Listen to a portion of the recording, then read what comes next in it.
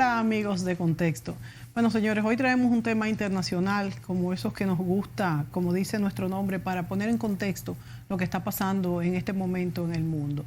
Y si damos una ojeada así rápida, veríamos que es como en este momento si China estuviera de moda. Después de tantos años de pobreza, bueno, pues China ha tomado un dominio en el panorama económico mundial al que definitivamente Estados Unidos ha reaccionado defendiendo su supremacía. Hablamos hace poco en este programa de la masacre de la plaza de Tiananmen, sucedida en junio de 1989, hace ya 30 años, donde murieron miles de jóvenes que aclamaban transparencia y democracia en una huelga pacífica en la que fueron atacados por la policía china. Esta manifestación duró más de 2 meses y se extendió en distintas ciudades de China. Y a partir de estos acontecimientos de Tiananmen, el líder chino Deng Xiaoping volvió al poder. Este fue el artífice de la apertura, que fue más bien una mezcla del totalitarismo china con medidas de mercado. Y es entonces cuando China va formando una clase rica y una clase media dentro de sus 1.400 millones de ciudadanos. En ese momento China se dio cuenta de que las exportaciones no eran suficientes para sacarla de la pobreza y decide incentivar su enorme mercado interno. Vemos cómo China en este momento se esmera por establecer relaciones diplomáticas en América Latina, por ejemplo. Y vemos cómo República Dominicana, entre otros países, cambia sus relaciones de Taiwán a la República China, esperando, por supuesto, obtener mayores beneficios con este gran gigante asiático. Los acontecimientos de la plaza de Tiananmen, y vuelvo a esto porque lo tratamos hace poquito, se producen a raíz de la muerte de un gran líder chino, Hu Yaoban, que murió ese 15 de abril y es del 89 y fue un gran reformista, pero que había sido apartado del poder 2 años antes. Y desde esa época, bueno, pues se comenzó esa nueva transformación económica china y ya en este momento hablamos de lo que es una gran ruta de la seda que involucra muchísimos países del mundo. Se están haciendo grandes infraestructuras, o sea, grandes carreteras, trenes, y se ha invertido mucho dinero para, vamos a decir, que China siga desarrollando un manejo económico. Vemos que en China se hacen desde copias hasta productos muy buenos. Para discutir todo este tema, hemos invitado a un especialista, quizás una de las personas que más sabe de relaciones internacionales y de la historia de los países asiáticos, que es el señor Iván Gatón. Iván, bienvenido. Oh, gracias por la invitación. Bueno, Julio, esta gran ruta de la seda, que ha sido ya hace muchos años diseñada por los chinos, ha puesto, entre otras cosas, a Estados Unidos vamos a decir, en miedo. Todo este desarrollo tecnológico de China, y se dice que esta guerra comercial entre China y Estados Unidos no es ni siquiera por el comercio, sino específicamente por la tecnología, y que es a lo que ellos habían apuntado, Estados Unidos, a esos empleos más finos, a esa construcción de la tecnología, entre las cuales se encuentra el desarrollo de las bandas 5G. En el año 1945, cuando termina la Segunda Guerra Mundial, el PIB de los Estados Unidos era el 50% del PIB mundial. Hoy en día es el 22%. El PIB de China era insignificante y hoy en día es aproximadamente el 16 o 17% y aumentando. No al ritmo que se conoció en los años, principios del milenio, de los 2000, pero un ritmo muy alto para hacer una economía tan grande. ¿Cuál ha sido la clave de este fulgurante y rápido desarrollo de China? Ha sido una combinación de introducir economía capitalista de mercado interna, es decir, para la producción. Hoy en día el 70% de la producción en China está en manos privadas, no es del Estado. combinarlo con esa gran capacidad de invención y de creación que tiene ese milenario país, incursionando fundamentalmente en los mercados internacionales. Sí, aunque su mercado es gigante, la primera apuesta fue a conquistar los mercados internacionales. Por muchas razones. Primero porque China desde el año 49 era una economía centralmente planificada y esa transformación no se hace de un día a otro, sino se hace paulatinamente. En China se crearon las zonas económicas especiales, zonas económicas especiales que fueron progresivamente, no solamente en Hong Kong y en Macao, que eran antiguas colonias, sino también en zonas de la costa china se fueron creando estas zonas económicas especiales que, diríamos, abrían totalmente a la economía de mercado y al capitalismo la economía. Y eso evidentemente... ¿Y se han ido extendiendo? Se han ido extendiendo en el territorio también. Eso ha convertido a China no solo en la segunda economía del mundo en tamaño, sino en la primera potencia comercial, que es otra cosa importante. No es solo en tamaño de PIB, sino en cantidad de exportaciones que realiza. China exporta casi 600 mil millones de dólares a los Estados Unidos. Y los Estados Unidos exportan a China 160 mil millones de dólares. Aproximadamente, es las últimas cifras que he visto. Evidentemente que hay un desequilibrio grande, muy grande, pero esto, por un lado, el gobierno del señor Trump ha querido corregirlo con medidas de fuerza, con aranceles, con romper el orden económico establecido hasta este momento, que era un orden donde el liberalismo económico y diríamos, el libre mercado a nivel internacional, las exportaciones dentro del marco de la OMC o contenidas en tratados de libre comercio, se expandían. Ahora se le ha dado un frenazo a ese proceso, no solo con China, pero el problema no es solo China. Claro, con la Unión Europea. Recientemente vi que Canadá. los vinos europeos, porque el señor Trump se quejó de que los vinos franceses pagan poco y los americanos pagan mucho, según él, porque él siempre es una contabilidad que saca.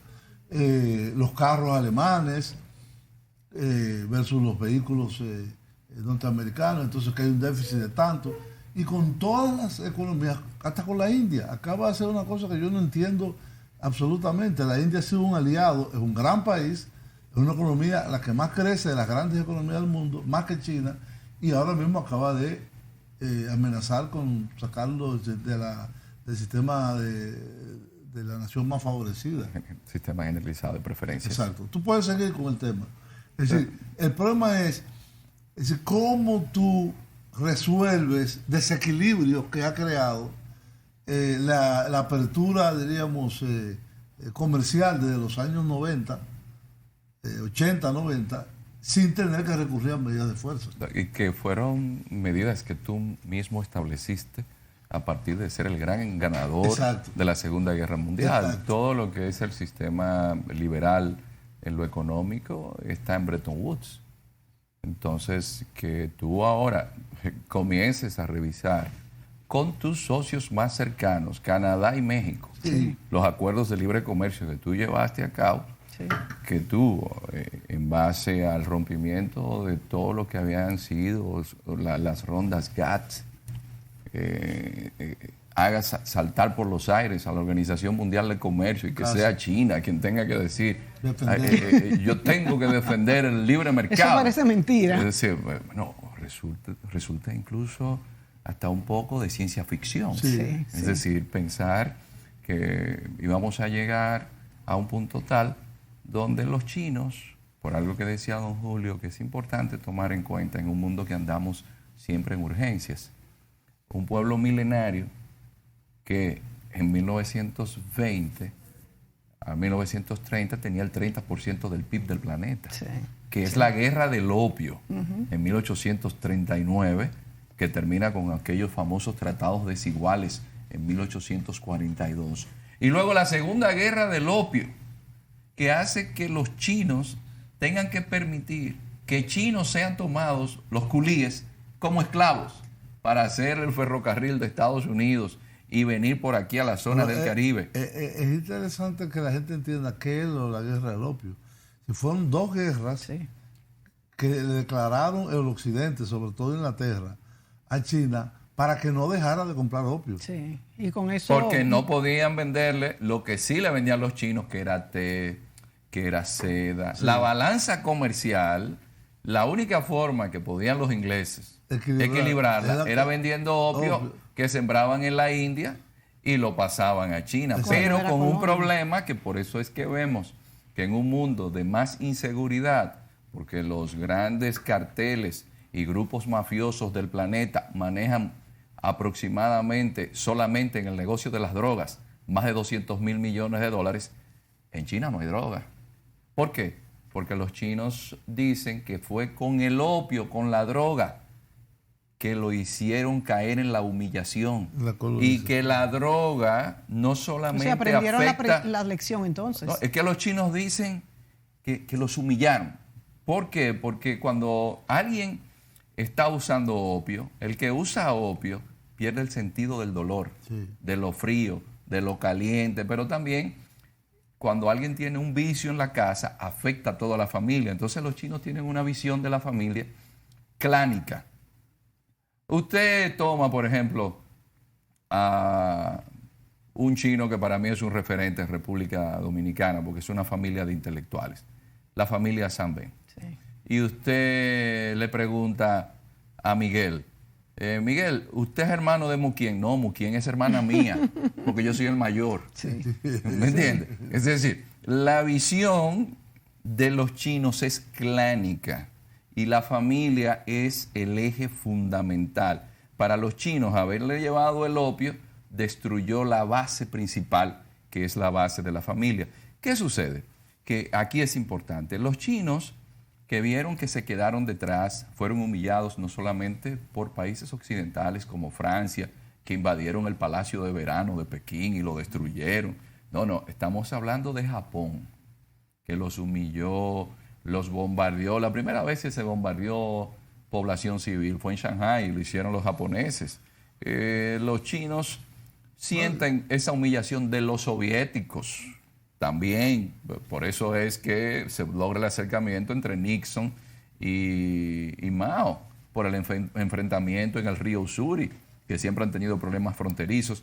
Los chinos, increíblemente, en 1979, Deng Xiaoping, que había viajado a Singapur y vio que Singapur, donde estaba Lee Teng-hui, que es chino, dice, no, pero mira, ahí funciona bien. Y saca algo que para la gente como don Julio, que tienen el pensamiento ilustrado, eurocéntrico, y dicen, pero ¿cómo va a ser que los chinos que tienen un pensamiento confuciano, taoísta, el pensamiento de la ilustración que da a luz el socialismo y que da a luz el capitalismo, ellos lo apliquen al mismo tiempo?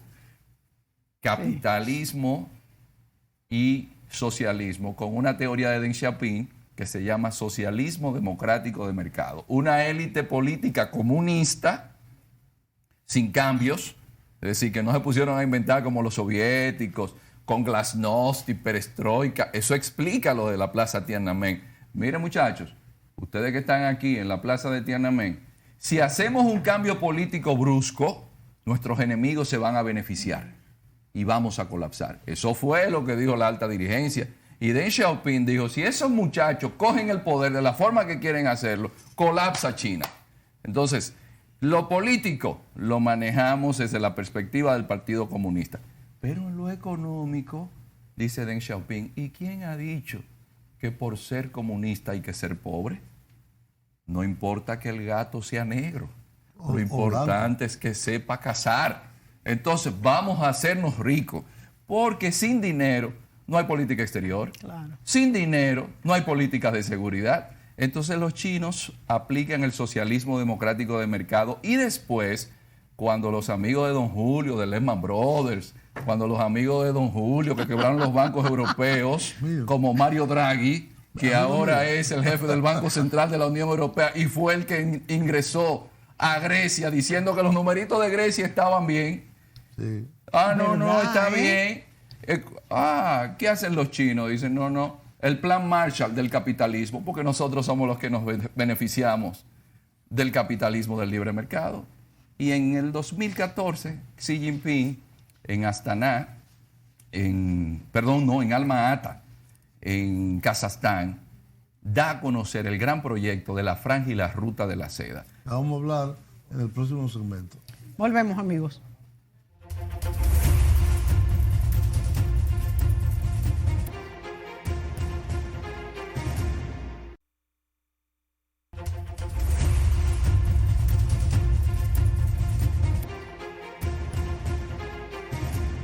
Bien, amigos, continuamos en este programa sobre China y su actualidad en el mundo de hoy, tanto en el aspecto comercial como en el aspecto político y en la coyuntura internacional. Hay mucha gente que dice que China lo que hace es copiar. China copia En cuanto a manufactura. Sí, en cuanto a invenciones. Que ellos no inventan nada, sino que lo que ellos hacen es copiar. Y lo dice Donald Trump, además. Que una de las quejas de él es que China no solamente produce a precios muy bajos y invade los mercados, sino que además se queda con la tecnología y copia y les roba, vamos a decir, en otros términos. Yo recientemente estaba viendo una reflexión al respecto y decía, señores, ustedes tienen conciencia de que China inventó la pólvora. Eso se ha olvidado.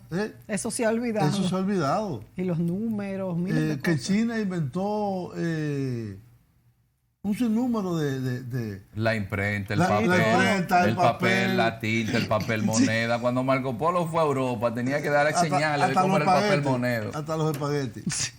Es decir, China era el imperio del centro y era la civilización más avanzada por cientos y miles de años.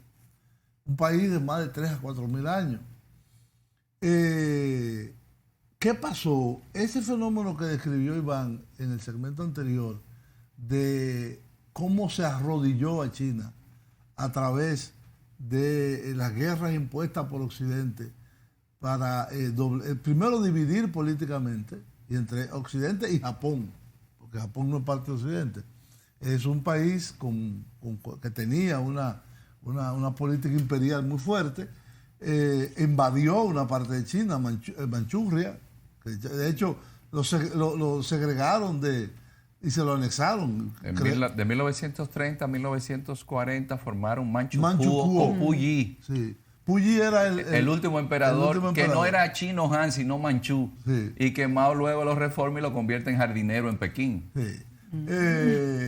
Entonces, China fue objeto de todo tipo de el capital financiero. Shanghái fue una ciudad formada por los banqueros internacionales. Hong Kong se le amputó, Macao se le amputó. Las dos guerras del opio fue para imponerle el consumo de opio. Es decir, China la arrodillaron. Pero China venía de un esplendor enorme. Recientemente vi otro economista, creo que fue Paul Krugman, que decía, que dijo, según los registros que se tienen, en el año 1100, China producía 750.000 toneladas de acero. Inglaterra o Gran Bretaña en el siglo XIX llegó a 70.000 toneladas de acero.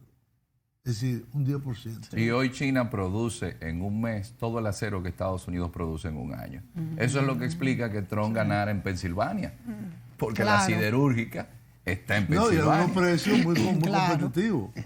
El tema es, lo que se está asistiendo es a un país que fue durante 100 años, vamos a ponerlo, quizás más, arrodillado, que se ha puesto de pie de nuevo y que ha comenzado a buscar su rol en el mundo. Esto de la Ruta de la Seda no es más que un recordatorio de la vieja Ruta de la Seda hace 2000 años. Porque había una Ruta de la Seda que iba desde China hasta Occidente, hasta Roma, hasta París, y esa ruta era en camellos, era mucho más largo, pasaba por Turquía, pasaba por toda Asia Central, pero esa Ruta de la Seda creó las rutas comerciales modernas. Pero que también la propia Ruta de la Seda Ahora, es la que ruta... permite el intercambio cultural y también de productos, que permite llevar el limón de Persia a China, pero permite llevar el zoroastrismo a China y del budismo Islam, de China allá, sí. y el Islam. Es decir, toda esa zona de la Ruta de la Seda, que en aquella época estaba más pacificada que en la actualidad, porque hoy tenemos Afganistán con problemas, porque Afganistán pertenecía como satrapía del imperio persa, lo que era la antigua Bactriana. Ellos lo que han hecho es rescatar, y hoy, todos los días, llega a Madrid un tren desde Yiwu, desde el noreste. Pero también llega un tren a París, hay un tren que cruza el Canal de la Mancha y llega a Londres. Esto es importante, lo de la Ruta de la Seda, porque transforma desde la perspectiva geopolítica. Es una visión contemporánea de lo que fue la antigua Ruta de la Seda, diríamos reactualizada y incorporando nuevas áreas. Pero con algo fundamental, don Julio. Es una ruta marítima. Para entender el contexto geopolítico. Lo que el gran geógrafo y estudioso del Asia, Halford John Mackinder, llamaba el Heartland o la región cardial, con la Ruta de la Seda, que es una transformación del espacio-tiempo. Entonces los chinos, aliados con los rusos, tienen el dominio de la región cardial. Y siempre se ha dicho, es espacio-tiempo por la rapidez de las rapidez infraestructuras ahora mismo, y de el los trenes manejo, rápidos, y el de la tecnología. Pero el manejo de ese territorio, de lo que se llama la isla mundo. Es decir, Eurasia es una isla mundo. El que maneja la región cardial, maneja el mundo. ¿Quién está manejando la región cardial ahora mismo? China y Rusia. Porque ahí los rusos han cedido a los chinos, aunque sean sus adversarios geopolíticamente, por eso te iba a decir. porque se han visto atacados por Estados Unidos, que ha ampliado la OTAN. Han cedido en sus diferencias con los chinos por los límites en la Mongolia interior, el problema del río Amur, y le dijeron, no, ven e invierte aquí, vamos a llevarnos bien y vamos a entrar en Además, Rusia, eso, como bien se define, es un país euroasiático. Sí. La mayoría de la población vive en la parte europea, que es un 25% del territorio, pero el 75% del territorio y de los recursos naturales y económicos que tiene Rusia están en Asia. Están en Asia. Yo le decía... Pero de los recursos, pero de la población no. No, la población no. Sí. No, es que Rusia tiene un serio problema de población. En la parte asiática. Es decir, Rusia solamente la provincia de Harbin, que hace fronteras con China, tiene 100 millones, mientras en toda esa zona Rusia lo que tiene son 5 millones. Exacto. Pero para que la gente tenga una idea, de Leningrado, no, ¿cómo se llama? San Petersburgo. Sí. De San Petersburgo, que está en la costa del Báltico, que digamos es uno de los accesos hacia el Atlántico de Rusia, a Vladivostok, que es en el lado oriental frente a Japón prácticamente. ¿Cuántas horas de vuelo tú crees que hay? ¿Cuántas horas? 11 horas y media. Es que es enorme, es el imperio más grande. Rusia tiene 17 millones de kilómetros cuadrados. 11 horas y media de vuelo. Sí. Entonces, recursos naturales, y China tiene un vasto territorio también con un desierto muy grande. Sí. Pero tiene recursos económicos, y esa unión que le quedó a Rusia, la parte de la industria militar, que no la tiene China, tan desarrollada, esa unión es imbatible. Si se llega a materializar, es imbatible. Bueno, el último informe que se entrega en Estados Unidos en el 2017 sobre la estrategia de seguridad y defensa indica que ya no es el terrorismo la principal amenaza para la prosperidad de los Estados Unidos y para su seguridad, sino la alianza ruso-china. Sí. Rusia y China tienen bajo su seno, sobre todo China, una organización que se llama la Organización de la Cooperación de Shanghái. Sí. Ahí converge, increíble, Pakistán con India, Sí. Pakistán con India. ¿Por qué? ¿Qué le dicen los chinos? Yo sé que ustedes tienen sus problemas por Cachemira, pero aquí lo importante es que resolvamos lo económico. Pakistán, Y Vietnam está ahí, ¿no? sí, pero no, ahí está India. Pero entonces India Aparte, y Pakistán negocian. No, pero ahí está India, Pakistán, Turquía. Pues Turquía. Sí. País importante. Están todos los países centroasiáticos, como Kazajstán, Turkmenistán, Todos los están. Kirguistán. Tienen el 60% de la población mundial en esa organización con un banco que tiene más dinero que el Fondo Monetario ¿Y eso no Internacional. ayudará a las relaciones entre Pakistán e India a limarlas? Ha ayudado porque mientras tanto Pakistán tiene una inversión en el muelle de agua profunda de Gwadar de 40 mil millones de dólares. Mientras tanto, irse a la guerra lo único que Claro. implica es un gasto en lo militar que no se ve en beneficios sociales. Vamos Y a a la la pausa. India, por otro lado, le conviene porque India tiene su problema de pobreza serio también. Sí, sí, es una población de clases muy extremas. No, y que en 10 Claro. años van a ser más que los chinos. En 10 años Sí, porque no hay India va control a, de la totalidad. va a tener más población que China. Iván, vámonos a la pausa y a mí me gustaría que en los próximos segmentos también tratáramos de lo que apostó Estados Unidos. Estados Unidos apostó por trabajar con, vamos a decir, puestos de trabajo de una tecnología más fina, no trabajar con estos puestos tan básicos que ahora Trump reclama para los votantes como los agricultores y demás.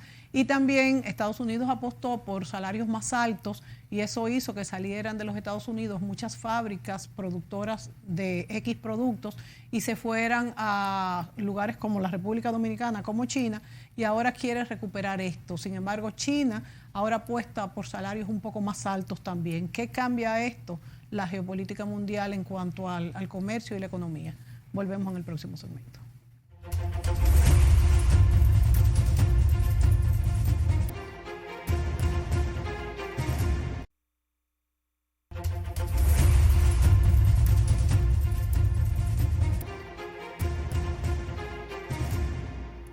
Bien, amigos, continuamos este programa sobre geopolítica, vamos a decir. Sí, del mundo. Desde el punto de vista, digamos, euroasiático, pero también de las relaciones con el hemisferio occidental. Pero permiso, don Julio, para que la gente tenga una idea. En 500 años hemos visto esa península de Europa como si fuese el centro del planeta. Claro. Entonces, en un mundo post-occidental Sí. nos damos cuenta que es que viene la disputa geopolítica de la geopolítica talasocrática, del manejo de los mares y la política continental de la que hablaban los alemanes. Europa es una simple península de Eurasia.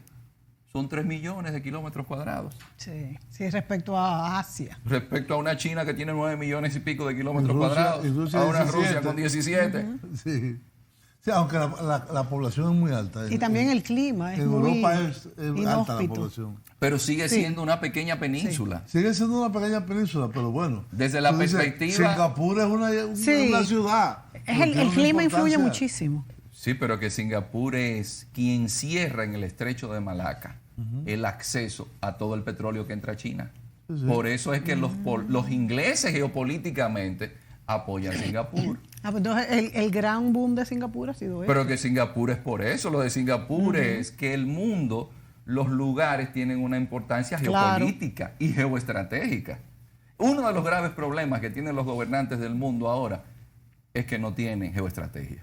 Porque ahora más que nunca en un mundo interdependiente, porque esa interdependencia que se da en la economía con la globalización estaba previsto por Immanuel Wallerstein. Y es que la interdependencia económica ayuda a aguantar los impulsos de la guerra. Porque la gente habla de la Claro. violencia, pero la violencia ha sido la partera de la historia. Por supuesto, desde siempre. Entonces, si les duele el bolsillo, por ejemplo, los chinos y los americanos son Eso te enemigos, iba a decir, pero no son les socios. no les conviene a ninguno que ninguno de los dos caiga. Porque son socios. Sin embargo, China ha amenazado que ya no va a comprar más bonos del Tesoro de los Estados Unidos. Sí, eso es parte de la guerra, pero si no hubiese eso es parte sido, de la negociación. Sí, pero si no hubiese sido no, China. La negociación no. Si tú me metes 200 mil millones de dólares de aranceles por y eso, me amenaza con imponer 300 mil más, te digo, no te compro más. Sería todas las exportaciones al mercado norteamericano, yo tengo por donde también responder. Pero ¿sabe qué sucede cuando los chinos son más chinos moderados? Pero ¿sabe qué sucede? Porque los chinos tienen la teoría de Sun Tzu. ¿Cuál es la teoría de Sun Tzu? Oh, Sun Tzu, que fuerte no es el que avasalla, sino el que se impone de forma indolora. Las mujeres saben de eso. Es decir, esperan el momento oportuno. Para los chinos una victoria pírrica no vale la pena. Sí. Los chinos esperan. Entonces, si yo tengo los bonos del tesoro, ¿qué yo hago? Si tú sigues forzando. Yo los pongo en el mercado y mañana eso te aumenta las tasas de interés. Y para tu reelección, tú la vas a tener difícil porque eso se va a sentir en la economía. Sí. Pero lo importante es ver que en el mundo interdependiente en que nos encontramos, gracias a esa teoría de Manuel Wallerstein, no se están disparando tiros si no estuvieran en eso. ¿Por qué? Porque los chinos necesitan a los americanos que les sigan comprando los productos para ellos seguir manteniendo sus empresas y sacando gente de la pobreza. Por eso te digo que hasta qué punto a Estados Unidos le conviene realmente que China no le venda tanto. Esto es ahí algo Lo que pasa es que la historia no se detiene. Y esto es importante. Esto hay que verlo en términos históricos. Usted no va a detener el curso de la historia de la humanidad. Si usted decidió deslocalizar sus empresas porque la codicia de sus propios empresarios no quería pagar buenos salarios y querían mandarlo a China para pagar miserias, y los chinos le hacían ingeniería invertida, porque eso no es mentira. Los chinos hicieron ingeniería invertida, pero los chinos también esperaron el momento oportuno para invertir en tecnología alemana y comprar tecnología alemana y hacer el gran proyecto que se llama China 2025. Pero los chinos fueron los que han invertido en tecnología para ir sacando un poco todo lo que es las energías fósiles. Y hoy los chinos son los primeros en energía eólica que le compraron. Pero son los primeros en contaminar. Bueno, pero están por eso están trabajando. Porque lo pensaron y dijeron, a mí se me están muriendo millones de personas por contaminación. Pero por eso los chinos son los que dicen, yo no voy a hacer como Estados Unidos, yo apoyo el Acuerdo de París. La principal amenaza del planeta es el medio ambiente, y Estados Unidos, después que Obama ingresa al Acuerdo de París, Trump lo saca. Cuando gran parte de esa migración que sale de Centroamérica viene por problemas del cambio climático, de sequías, de lluvias, lo mismo que en el África subsahariana. Entonces ha sido un boomerang, Iván, esto de que los empresarios y el gobierno, vamos a decir que los Estados Unidos han sido tan gandíos, en palabras dominicanas, que sacaron sus fábricas de su territorio y ahora, pues se han quedado con la tecnología por otro lado porque algo tenían que sacar además de dinero. Lo que pasa es que ellos también pasaron por alto algo. Los chinos no solamente te fabrican el iPhone, los chinos hacen su Huawei. Y hoy un muchacho de 15 años le dice a usted que prefiere un Huawei a un iPhone, porque le dice, mire, es Android. Y mira todo lo que ha traído esto del Huawei. Va a tener tecnología 5G. ¿Qué tiene que envidiarle un Xiaomi? Y Xiaomi llega a Madrid, otro teléfono chino, buenísimo, que llega a Madrid y en 6 meses ya tiene el 15% del mercado. Seguro mucho más barato. Y mucho más barato. Es que los chinos son unos expertos construyendo cosas más baratas igual de buenas. Pero no es que los chinos están copiando baratijas. Es que hay otro tema, don Julio y Mónica.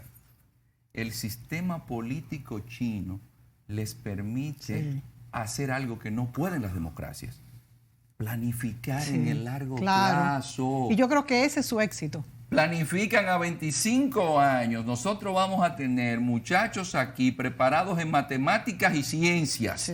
Y le vamos a invertir dinero para que hoy el 25% de las empresas unicornios del mundo, es decir, empresas que tienen valor sobre los $1.000 millones en tecnología, sean chinas? Se dice que el modelo chino no es copiable. ¿Realmente es esto cierto? Que es porque es que China es muy especial desde toda su historia. Lo que pasa es que los chinos, todo lo que ha llegado a China lo chinizan. Y como cultura que tiene tantos milenios, es decir, don Julio daba un dato sobre China. Y yo siempre digo, pero cuando llega Xi Huangdi y unifica a China, lo primero que hacen es un canal de riego para la agricultura de 800 kilómetros del río Yangtze. Sí. Es decir, usted me dice, un canal de 800 kilómetros. Entonces, esos chinos tienen su peculiaridad. Hacen las cosas con una visión común de destino, porque los chinos no piensan, y ahí es que está el problema de nosotros con China, que lo abordamos desde el pensamiento individualista europeo.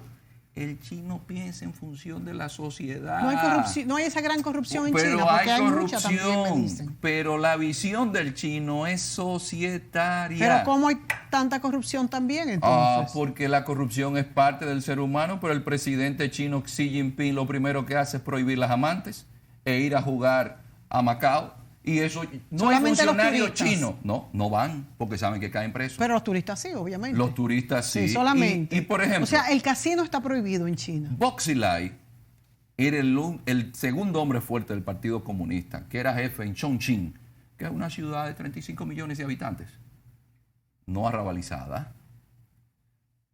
Boxilai y la esposa se metieron en unos negocios turbios. Vaya a ver, están los dos presos.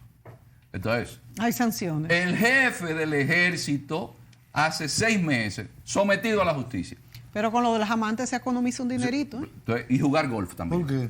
Y jugar golf. ¿No se puede jugar golf? No, el funcionario chino de élite no puede jugar golf. ¿Y por qué? Porque el tema con Xi Jinping es que la élite política del partido, que llega por examen, es decir, la élite que maneja el gobierno en China es una élite apta.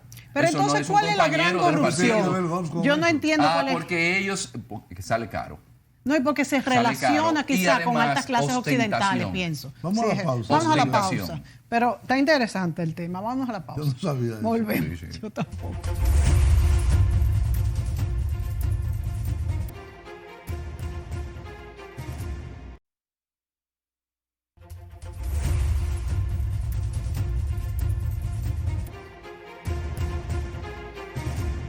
Iván, ¿qué hay que esperar en los próximos meses y años, en el sentido corto, de esta situación a nivel internacional que ha irrumpido con la administración Trump y China? Bueno, Brzezinski siempre es el hombre referente, un hombre de la trilateral y un hombre que veía más allá. En un trabajo que se llama El Gran Tablero, Brzezinski hablaba de cómo el Imperio Romano cae por ese hedonismo cultural. Es decir, ¿cuáles son los valores que tenía Roma en el momento que comienza su decadencia? ¿Quién era que gobernaba? Es lo mismo a que gobernara un Barack Obama que le da a un neurólogo español los recursos del Estado americano para que comience a hacer un mapa del cerebro, para que mañana cuando una persona sufra un accidente cerebrovascular o tener adelantos en el ámbito médico, que mañana Estados Unidos percibe ingresos de ahí, o a otro español bioquímico que ya está trabajando en enfermedades neurodegenerativas en el propio ADN, en el embrión. Es a un español en una universidad americana con fondos públicos y un Obama que dice, no, hay que invertir para que el hombre vaya a la luna, y toma un astrofísico y le dice, ¿cuánto es que ustedes necesitan? A tener a un presidente que de la noche a la mañana se enemista con sus propios aliados. Sí. O que dice que la luna es parte de Marte. No. Fue un presidente que dice que él no cree en el cambio climático, que eso no es cierto. Un invento. Un presidente que le dice a Angela Merkel, usted tiene que comprarme el gas a mí, pero se lo dice a la mala. Y le da un boche a Angela Merkel en plena reunión de la OTAN. Un presidente que humilla a sus adversarios. ¿Tú crees sus que aliados. se Digo, perdón, revertirá a sus aliados. ¿Tú crees que se revertirá entonces esta bonanza económica que se ha visto en la era de Pero Trump es que en los gran Estados parte Unidos? de la bonanza económica que tiene Es Trump heredada, es me vas a heredada decir. de Obama, porque también hay que ver. Él dice que no. Hay que ver las medidas que se han tomado. Gran parte de esa bonanza económica de Trump viene de Obama. ¿Qué va a suceder? La historia no se analiza en 4 o 8 años. Eso es muy poco. Vamos a verlo en un largo plazo, donde usted ve a una Trinidad y Tobago que los chinos le hacen un estadio de cricket de regalo, pero ahí hay gas y petróleo. Vamos a ver en una Venezuela que los chinos tienen hoy invertido de 75.000 a 80.000 millones que le deben de mucho dólares. dinerito. No, pero hay que ir viendo estratégicamente en ¿Cómo un se están Perú, situando? en un Perú que la minería es china, pero que hay una carretera que entra a la Amazonía de 2.000 kilómetros para sacar productos desde Brasil y Perú para llevárselo ¿a dónde? A China. En un Chile donde Patricio Aylwin es designado por Piñera como embajador especial para los temas chinos, porque China es el principal socio comercial de Chile. Y todo viene de lo que dijiste ahorita, de que China tiene a largo plazo una decisiones. concepción del tiempo Claro, distinta. claro. Sí, una concepción ¿Y del Trump tiempo muy qué distinta. está haciendo entonces en América inmediatismo. Latina? No, cuando usted dice que En El América Latina Salvador, la ha abandonado. que Haití son countries of shit. Miren, Shithole country. Sí, y entonces su patio, además. Ahí se da mierda. estos países, a mí no me importa. Fue lo que dijo el presidente Valera de Panamá cuando llamaron a la atención. Dicen, no, pero es que una cita en la Casa Blanca da trabajo para nosotros. Pero yo voy a Pekín y me recibe con grandes alborosos de pitos y timbales. Todo el que va a China se queda sorprendido por el trato que le dan. No es que dejen de ser imperialistas, pero las relaciones internacionales, cuando usted ve en el largo plazo que China es socia de los ingleses, que los chinos se han ido adueñando de los negocios y el Real Madrid, que han comprado parte de las acciones, que le compran a los españoles el puerto de Valencia y ya han comprado la mitad del puerto de Barcelona, que le compran a los griegos el puerto del Pireo en Atenas, pero que están con los rusos en Tartus, en Siria y en Latakia, pero que están con los iraníes, pero que también están en todas con partes. Brasil, que es Jair Bolsonaro, y hace 2 semanas el vicepresidente de Brasil, que se dice que es el que realmente manda, que es el que sabe, un militar, porque son los militares que están mandando. ¿Quién es el principal socio comercial de Brasil? Es Estados Unidos. No, es China. Es China. Desde hace Entonces tiempo. hay que ir viendo en el largo plazo que quierase o no, los chinos, su estrategia a los Sun Tzu les ha ido funcionando, mientras Donald Trump está teniendo el efecto del populismo, la inmediatez. ¿Y quién ha dicho que Estados Unidos, que ha dejado detrás tener mejores infraestructuras, que Estados Unidos, que todavía tiene refugiados del Katrina? Porque hay que ver, Estados Unidos, que el año pasado le murieron 65,000 personas por sobredosis de droga. Estados Unidos, que tiene un problema serio con las maras, porque aquí se habla de seguridad. Pero ustedes sabían que en Estados Unidos las maras MS-13, MS-18, más las otras pandillas tradicionales de los grupos italoamericanos, irlandeses, es uno de los países más peligrosos del planeta. Pierdas en Chicago, pierdas en alguna zona de Washington, D.C., en Nueva York. Yo les voy a dar un caso de un amigo mío, coincidencialmente en diciembre, asistente de una figura política de este país, de un momento a otro visitando a su madre en el Bronx, 6 personas le agreden.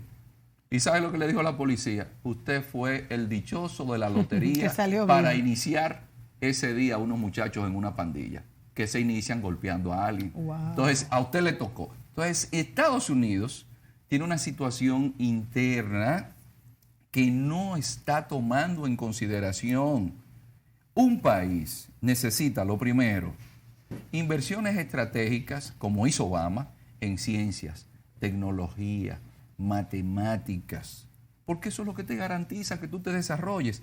Infraestructura. China tiene hoy el 70% de los trenes, balas del planeta. Estados Unidos, ¿cuánto tiene? Lo que dijo Carter. Lo que dijo Carter, un expresidente americano, Sí. que fue el que abrió las relaciones formales con China. Sí. Pero don Julio y doña Mónica, ¿usted cree que es posible que en tiempos de posverdad el referente, el patrón que vayan a seguir los hijos nuestros Sí. sea Kim Kardashian, que se invita a la Casa Blanca porque Bueno. después que ella se casó con el novio que tiene, han aumentado los matrimonios interraciales y ella significa una carnada para el voto blanco y el voto negro? Es decir, que una persona como ella Lo que estamos sea vendiendo. un referente. Es decir, una sociedad que tenga como referente a Kim Kardashian. Esa hay tantos más. ¿Me entiendes? Es decir, Claro. para ellos, ¿Qué ¿qué es vendemos? eso? Eso es lo que Brzezinski plantea. El hedonismo cultural Claro. que lleva a la decadencia. Exacto. Lamentablemente. Que es no lo así. tiene China en este caso. En este caso no, porque una gente en China que sea influencer tiene que hacer como don Julio y fajarse a estudiar. Y por mérito Claro. es que usted se gana un sitio. No porque usted vaginocráticamente se decida a presentarse en un medio para que la gente la vea a usted haciendo algo que se supone que es de lo íntimo. Claro, claro. Bueno, muchos conceptos interesantes en este programa, Iván. Sabemos que estás trabajando en tu nuevo libro, que saldrá a circular pues pronto. Ya lo expondremos por este medio. Y te vamos a sacar otro tiempecito para que estés aquí analizando esta geopolítica mundial. Y el libro. Y el libro, por supuesto. Pero si se dilata mucho, lo jalamos antes. Iván, gracias. A ustedes. Hasta A pronto, ustedes. amigos. Gracias. Hasta la próxima.